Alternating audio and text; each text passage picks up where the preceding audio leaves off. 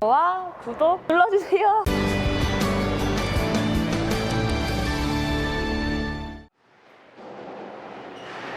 김 부장입니다. 제가 오늘은 부산에 있는 스파 볼링장에서 작은 컨텐츠를 하나 찍을 건데요. 처음에 볼을 치시다 보면, 내지는 잘 치는 사람들을 보면 저 사람은 어떻게 이렇게 부드럽게 잘 치지? 왜 나는 이렇게 훅을 못 만들까? 아니면 저 사람은 어떻게 훅을 저렇게 많이 만들 수 있을까? 이런 고민들을 아마 우리 구독자분들도 많이 하실 겁니다. 그래서 제가 오늘 공유를 해드리고 싶은 건, 사실 제가 치는 스타일이 맞다 안 맞다, 정석이다 아니다 라는 기준을 다 버리고 제가 볼링을 치는 스타일에 대해서 공유를 좀 해드릴까 합니다.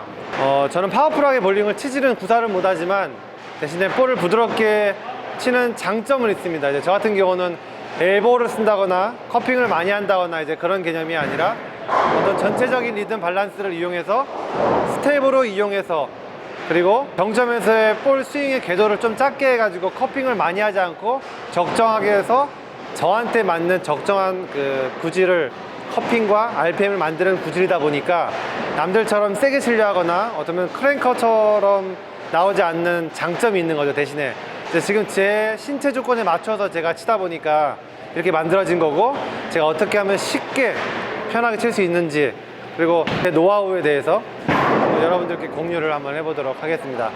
우리 구독자분들 보시면 나는 어떻게 저렇게 크게 앵글을 그리거나 나는 어떻게 저렇게 안 되지? 아마 이런 의문점 많이 드실 거예요. 어떻게 하면 훅을 많이 줄 수 있을까? 나도 앵글을 크게 그릴 수 있을까? 근데 요즘은 앵글을 많이 크게 그리는 건 너무나 멋있지만, 요즘 레인 패턴과 오일 볼륨이 많은 어떤 그런 레인 기준에서는 사실 점수 내기가 저한테 너무 힘들더라고요. 그래서 저는 왼손인 부분도 있지만 거의 제 위치를, 스탠스를 내려오는 경우가 거의 없어요. 저는 거의 10보드, 15보드, 5보드에서 왔다 갔다 하는 구질로 되어 있기 때문에 각은 최대한 타이트하게 쓰면서 롤을 만들어서 어떻게 저렇게 각을 타이트하게 쓰는데 롤을 만들 수 있지? 이에 대해서 한번 제가 실제로 볼을 잡고 우리 공유를 한번 해보도록 하겠습니다.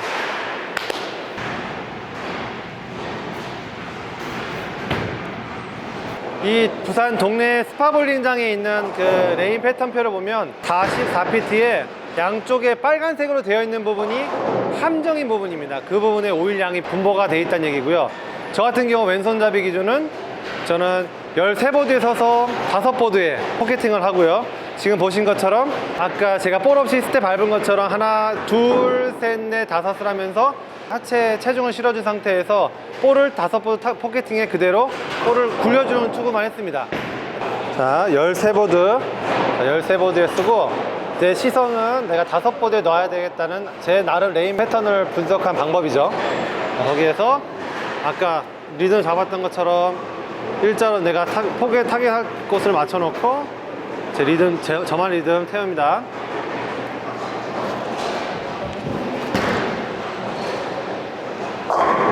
자, 보시면 저렇게 보시는 것처럼 저만의 라인이 만들어진 거죠. 자, 그러면 지금부터 어떻게 힘을 빼고 볼을 추구할 수 있을까, 롤을 만들 수 있을까에 대해서 한번 제가 설명을 드리도록 하겠습니다. 제가 15보드에 쓰는데 놓는 자리가 거의 8, 9보드에 놓습니다. 그러니까 저 같은 경우는 퍼스널 넘버를 거의 5보드, 3보드까지 줄여서 거의 1대1 같은 식으로 치거든요. 그러면 저 같은 경우 이렇게 잡아서 볼을 잡았어요. 그러면 제 몸의 라인을, 모든 기준은 제가 8보드나 9보드에 몸을 딱 이렇게 맞춥니다. 이렇게 맞춘 상태에서 잘 보시면 제가 요 손목은 항상 이렇게 고정을 시켜요. 처음에 출발할 때. 그리고 이 팔은 볼을 되게 감싸고 있다는 듯이 그냥 편하게 받쳐주는 역할을 하고요. 그 다음에 내가 이렇게 스텝을 밟을 때 절대 이 손목이 흔들리지 않은 상태에서 가서 그대로 투구를 하는 요령이 필요합니다. 이건 되게 중요해요. 이건 훈련이 좀 많이 필요하고요. 다시 한번 천천히 보여드릴게요.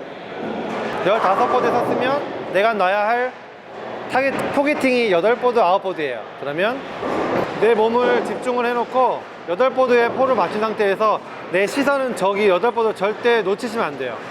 그냥 일자로 놓고 아까 제가 밟았던 스텝 그대로 가는 거예요. 하나, 둘 내리고, 셋, 넷, 그대로 스윙. 그러면서 착지까지 맞춰야 되고 내가 놓는 데까지 포인트를 놓치면 안 된다는 거죠. 자, 그러면 이렇게 스텝을 밟았다고 쳐요. 제가 남들에 비해서 스피드가 빠르거나 스피드가 되게 과격한 편은 아니거든요. 근데 부드럽게 하려는 이유가 그 자리를 똑같이 놓으려고 하는 연습은 사실 제가 했어요. 그래서 아직 저도 근력은 많이 부족하지만 제가 이렇게 준비 잡고 놔야 될 타겟이 정해졌으면 그대로 가요. 하나, 둘, 셋, 넷. 자, 여기서 포인트 5을 했어요. 자, 투구를 하죠. 그러면 어떻게 라인을 그려야 되냐면 내가 놔야 될 포인트가 예를 들어서 8보드예요.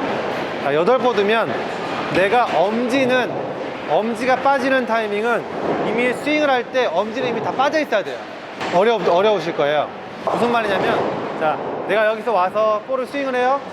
스윙을 하는데 엄지를 어떻게 빼요? 얘기하죠. 엄지는 내가 이렇게 백스윙 와서 스윙할 때 내려오면서 아까 제 노하우가 처음에 이렇게 받친다 그랬죠. 처음에 투구할 때. 그러면 이 손목은 여기 왔을 때 펴지거나 여기 왔을 때 다시 구부리거나 이 동작을 없애야 돼요.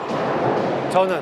그래서 어떻게 하냐면 그대로 와서 왔으면 그대로 오면서 더 받치는 것도 아니고 그대로 오면서 여기서 엄지를 제가 먼저 빼요. 엄지를 빼고 나서 내가 날 타겟팅에 그대로 스윙만 올려줘요. 그러면 남들보다 적은 RPM도 아니고 많은 RPM도 아니고 그냥 적정량의 RPM을 만들 수 있는 장점이 생겨요. 아마 이게 좀 많이 어려우실 건데 다시 한 번만 설명해 드릴게요. 아까 밟았던 대로 하나, 둘, 셋, 넷 왔을 때 손목은 그대로 고정을 시킨다. 그리고 내려올 때 손목을 더 커핑하려고 하지 않는다. 왜냐하면 이미 커핑이 받쳐 있으니까. 그러면 그 상태에서 내려오면서 엄지를 먼저 뺀다. 그리고 내가 나을 타겟팅에 초구를 한다. 이렇게 되면 각을 더 타이트하게 쓰면서 엄지가 더 빨리 빠지는 상황이 되기 때문에 볼을 더 타이트하게 앵글을 그리면서 볼이 자전력으로 휘는 거를 느낄 수가 있어요. 자, 한 번만 더 자세를 잡고, 자, 하나, 둘, 셋, 넷 왔죠? 손목 그대로 고정시켜 놓고 그대로 오면서 더 커핑을 하지 마세요. 그냥 오면서 엄지를 빼고 엄지를 먼저 빼면서 그대로 스윙만 그 자리에다 놔야 될 포인트에다가 스윙만 올려준다고 생각을 하시면 돼요.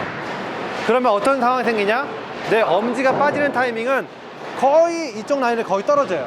이쪽 라인에 엄지가 여기 땅 떨어지고 출발을 해야지 내가 원하는 곳에 정확하게 놓을 수가 있어요. 근데 엄지 타이밍이 왔다 갔다 하는 경우가 뭐냐면 엄지에 대해서 불안하거나 그리고 엄지를 쥐게 되거나 그리고 엄지에 대해서 확실성이 없을 때는 이렇게 놓을 수가 없어요. 자, 그러면 제가 원스텝에서 저 스타일의 엄지가 어떻게 빠져나가는지를 제가 한번 원스텝으로 보여드릴게요. 자, 우리가 투구를 하다 보면 사실 이 손이 이렇게 돌아가야 된다 안 돌아가야 된다 말 얘기 많이 하잖아요. 근데 이제 중요한 건 제가 스텝을 맞추는 것도 처음에 이렇게 준비했다가 출발할 때도 이 손 모양 거의 흔들거리면 안 돼요. 흔들거리면 안 되는 상태에서 그대로 가면 어떻게 가야 되냐면 먼저 잘 보세요. 자, 이렇게 왔으면 자, 둘 그대로 이런 식으로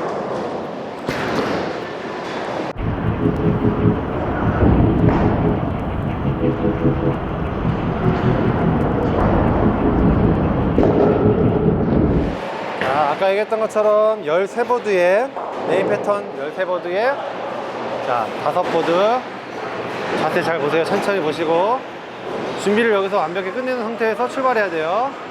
하나, 둘.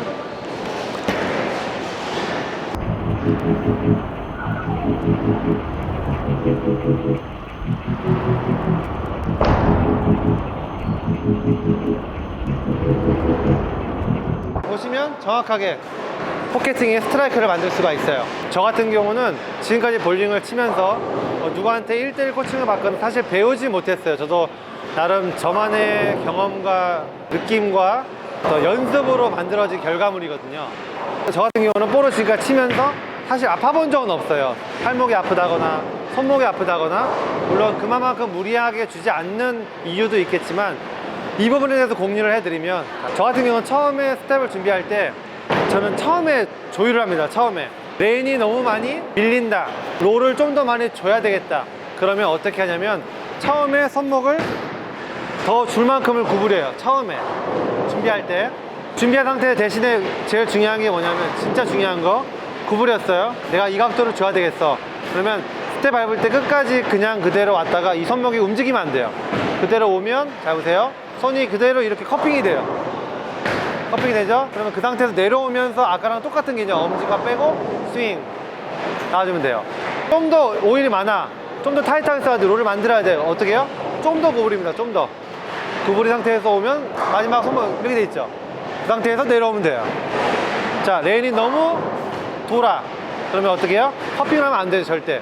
손을 핍니다. 이렇게 손을 핀 상태에서 그대로 내려오면 어떻게 돼요? 여기서 펴져 있죠. 그대로 스윙하면 돼요.